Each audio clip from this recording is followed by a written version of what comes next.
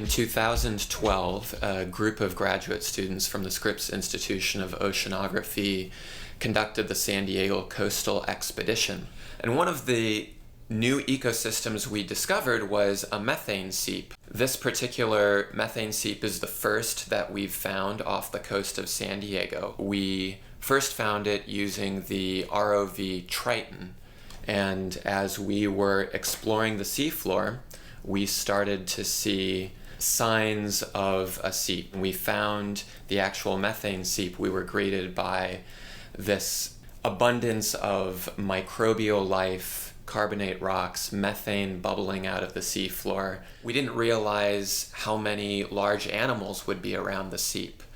The number of rockfish and sole, tube worms and clams. Visually, the seep was striking because of all of the color. The orange and yellow and white that we see is mostly bacteria.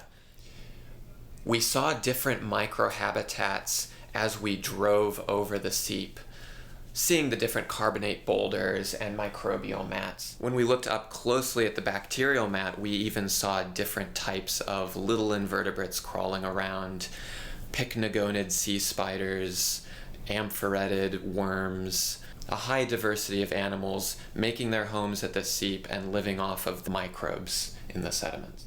We can think about the community at the methane seep as being a filter which is using methane as a food source.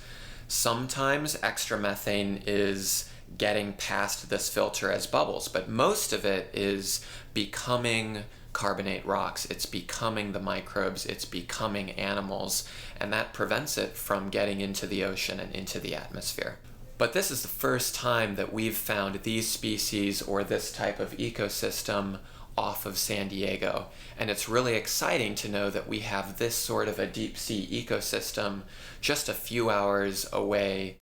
We're planning to come back to this seep on future expeditions to learn more about how it's changing over time, and to try and learn more about how it might interact with the other ecosystems off of the San Diego coast.